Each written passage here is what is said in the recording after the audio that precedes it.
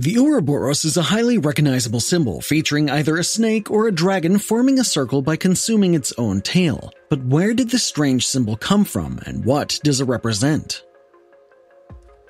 Variations of the Ouroboros can be seen in different cultures and contexts, but the origins of the symbol is associated with Egypt. The oldest depiction of the Ouroboros was found in Tutankhamun's tomb, portrayed in the enigmatic Book of the Netherworld, a funerary text engraved on the second gilded shrine of Tutankhamun. The image of Ouroboros is depicted twice in the engraving, at the head and again at the feet of a figure that is believed to be Ra Osiris. The Egyptians believed the image of Ouroboros covering Ra Osiris was a symbol for the beginning and end of time. It's also a reflection of the belief in the chaos that envelops the world, and the order and the renewing that comes out of the chaos. The Ouroboros eventually slithered out, pun intended, from Egyptian culture and into the world of the Greeks, where it was given new interpretations. Within Gnosticism, an ancient religious sect that challenged a belief that the benevolent God created the world, the Ouroboros took on a new meaning, where it was seen to represent the infinite cycle of death and rebirth. It was also taken to be a symbol of fertility, as the tail of the Ouroboros was interpreted as a phallus, and the mouth the womb that receives a seed. Yet another Gnostic interpretation of Ouroboros sees it as symbolizing the demarcation points between earth and heaven, while other Gnostics saw it as a representation of the devil, who made this world and bars anyone from escaping it. Gnostics also saw the extreme ends of the Ouroboros as a symbol of the two distinct parts of humans, the spiritual and the earthly. And as the Ouroboros enclosed upon itself, it was taken as an emblem of the union between these two diverse aspects of ourselves. In the Greek school of thought called Hermeticism, the Ouroboros is taken as a reflection of the cyclic nature of death and rebirth, of destruction and creation, of transformation, as illustrated in the article Hermeticism and Cosmic Cycles, which states, as a symbolic illustration of this passage point, one can use the example of the Ouroboros, the snake swallowing its own tail, and whose mouth is simultaneously a place of destruction and a source of generation. This is because the act of eating, digesting, is both destructive and generative, depending on the perspective one takes. In this case, the snake eats its own tail, destruction, and regrows from it, generation, in an endless cycle. The Ouroboros was later adopted by the alchemists, whose overall aims were to discover transmutation of metals, find the stone of knowledge, and discover the medium of eternal youth. Yet their obsession extended beyond the material realm and into the spiritual as well. Alchemists possessed a belief in the transmutation of the soul.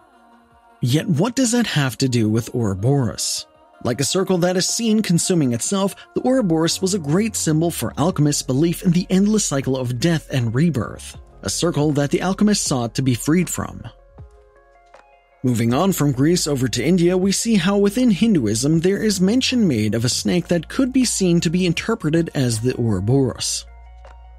There are Vedic rituals within certain sects of Hinduism that are seen to be analogous to a snake consuming its own tail.